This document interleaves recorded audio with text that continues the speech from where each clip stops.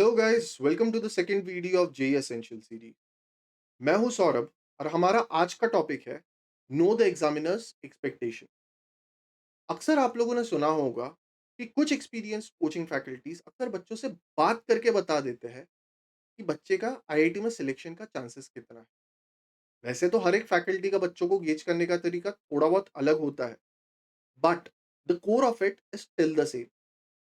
मैं भी अपने 6+ ईयर्स के टीचिंग एक्सपीरियंस में after teaching more than hundreds of students इस कंक्लूजन पे पहुंचा हूं कि मात्र सिर्फ दो सवाल से हम ये बता सकते हैं कि बच्चे का आईआईटी में सिलेक्शन के चांसेस कितने हैं। बच्चा सही रास्ते पे चल रहा है या रास्ता ही भटक चुका है। To test this, I have verified these two questions on my batchmates of IIT Bombay and also उन बच्चों पे भी मैंने टेस्ट किया है जो कि मेरे स्टूडेंट्स आईआईटी में सिलेक्ट हुए हैं। पहले सवाल का जवाब 90% ऑफ द बच्चे नहीं दे पाते और दोनों सवालों का जवाब लगभग 99% ऑफ द बच्चे नहीं दे पाते। और जो 1% ऑफ द बच्चे इसका जवाब देते हैं, उनका ना सिर्फ आईआईटी बल्कि सारे कॉम्पिटिटिव एग्जाम्स में सक्सेस के चांसेस काफी ज्यादा है, because they have crack the code of competitive exam. अब आते हैं पहले सवाल पे। Do you know what the examiner aspects out of you? यानी कि एग्जामिनर आखिर टेस्ट क्या करना चाहता है। जरा पॉज कीजिए इस वीडियो को और जरा सोच के देखिए। अगर आपको यही नहीं पता कि आखिर एग्जामिनर टेस्ट क्या करना चाहता है, तो आप जो मेहनत कर रहे हो वो शायद सही डायरेक्शन में नहीं है। जैसे कि आप लोगों ने फिजिक्स में पढ़ा होगा कि work done is equals to force into displacement into cos theta. अब अगर आपका एंगल यानी कि आपका डायरेक्शन ही अगर गलत है, तो आपका वर्क डन यानी कि रिजल्ट भी लगभग जीरो ही होगा। एग्जामिनर का एक्सपेक्टेशन को समझना उतना ही जरूरी है जितना कि एक बिजनेसमैन को अपना कस्टमर का एक्सपेक्टेशन को जानना। नहीं तो अदरवाइज बिजनेसमैन अपने दुकान पे अननेसेसरी आइटम्स को स्टॉक कर लेगा जो शायद कस्टमर खरीदना नहीं चाहता, और वो इवेंचुअली अपना सामान बेच ही नहीं पाएगा। अब एग्जामिनर कॉल करके आपको अपना एक्सपेक्टेशन तो बताने से रहा, तो आखिर आप पता कहां से करोगे कि आखिर एग्जामिनर चाहता क्या है? इसका एकमात्र जवाब है पी वाई क्यूज, यानी कि पास्ट ईयर के क्वेश्चंस।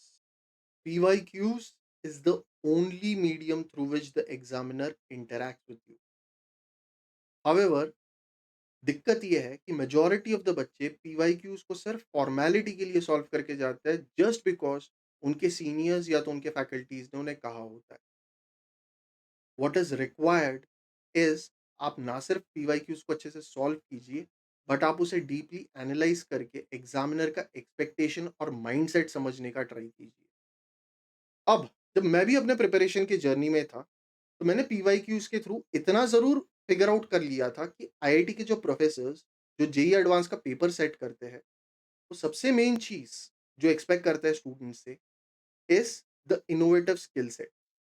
अब इनोवेटिव स्किल का ये मतलब होता है कि how good are you in applying your existing knowledge into a new domain और अ न्यू एरिया।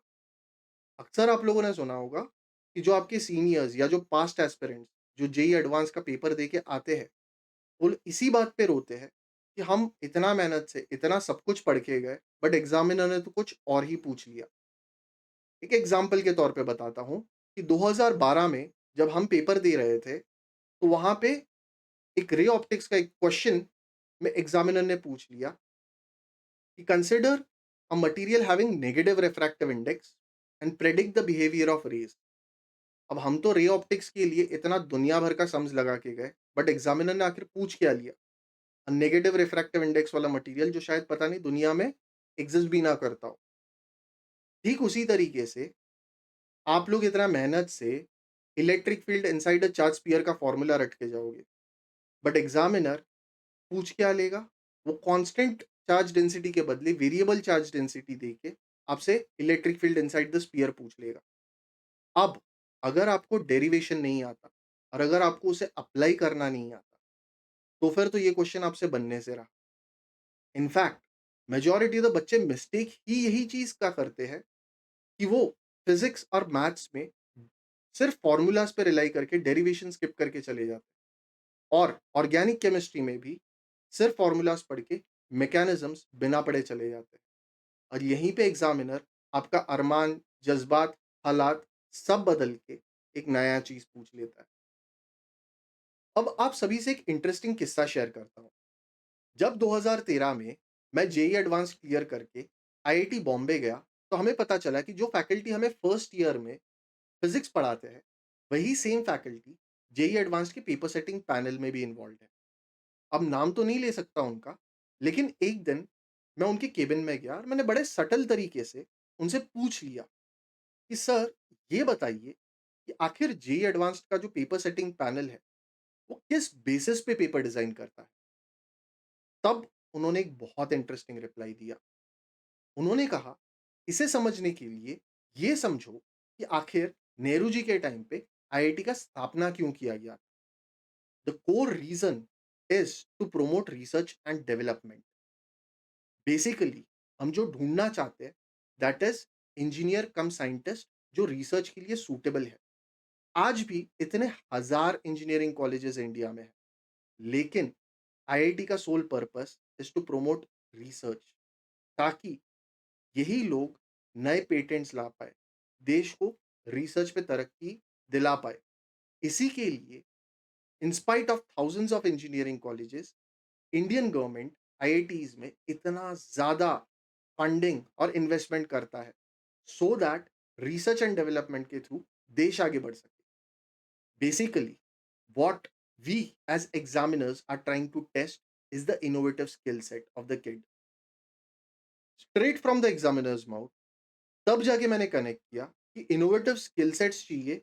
ये तो पीवाईक्यूज के थ्रू प्रिपरेशन के टाइम पे ही मैंने फिगर आउट कर लिया था, लेकिन प्रोफेसर के बाद से ये समझा कि आखिर क्यों इनोवेटिव स्किल सेट का जरूरत चाहिए था। अब आते हैं दूसरे सवाल पे। लगभग 15 लाख बच्चे जेई की तैयारी कर रहे होते हैं, और अगर आपको टॉप आईआईटीज में अच्छे ब्रांचेस चाहिए, तो आपको लगभग 1500 ऑल इंडिया रैंक चाहिए होता है। अब सब लोग 1500 रैंक तो लाना चाहते हैं, यानी कि 1000 में से एक बच्चा। और ये जो 15 लाख बच्चे जो प्रिपेयर कर रहे हैं, ये भी कोई मामूली स्टूडेंट्स नहीं, बल्कि best and the brightest minds of the country है।